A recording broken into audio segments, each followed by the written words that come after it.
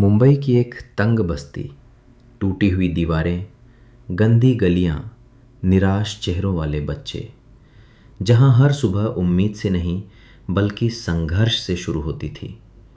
लेकिन एक दिन एक महिला वहां आई। उसके हाथ में न कोई सरकारी योजना थी, न करोड़ों रुपए का बजट। उसके हाथ में था सिर्फ एक ब्रश, कुछ रंग और एक सपना। लोग हंस रहे थे, दीवारों पर रंग करने से गरीबी खत्म होगी क्या?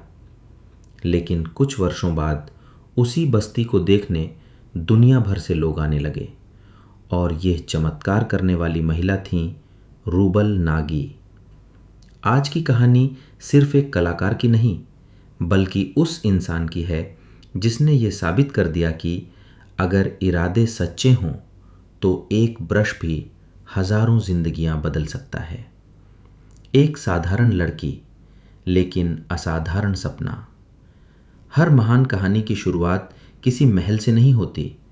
कई बार शुरुआत होती है एक साधारण घर से।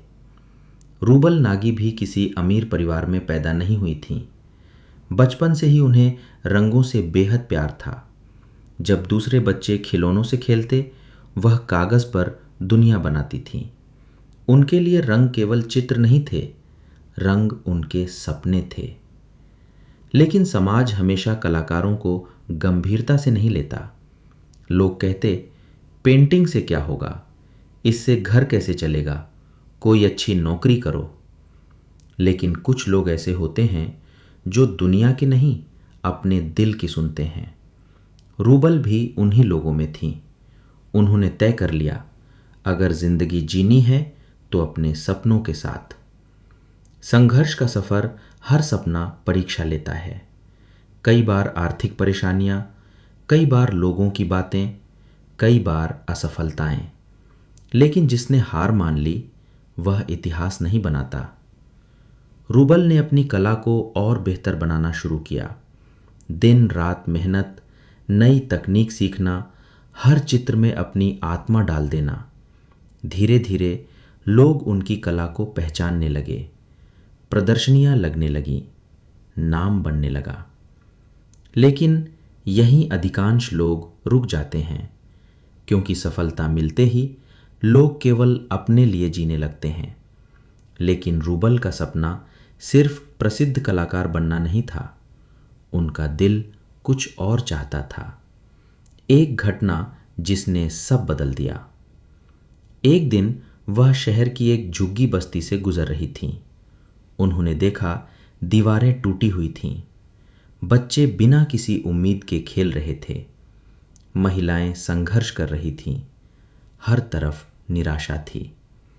उन्हें लगा, क्या सच में इन लोगों की जिंदगी बदल सकती है?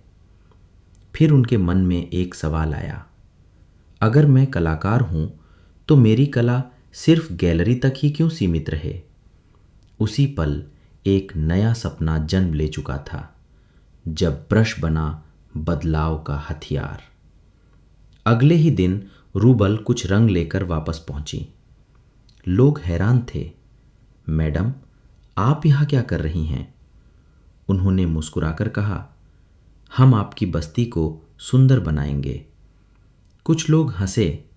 कुछ लोगों ने कहा, दीवार रंगने से पेट नहीं भरता। लेकिन उन्होंने किसी की बात का जवाब नहीं दिया। उन्होंने चुपचाप पहली दीवार पर रंग भरना शुरू कर दिया। धीरे धीरे कुछ बच्चे उनके पास आ गए। उन्होंने बच्चों को भी ब्रश पकड़ाया। बच्चे मुस्कुराने लगे। फिर महिलाएं आईं, फिर युवक जुड़े। धीरे धीरे पूरी बस्ती रंगने लगी। और सबसे बड़ा बदलाव दीवारों में नहीं, लोगों के दिलों में आया। उम्मीद फैलने लगी।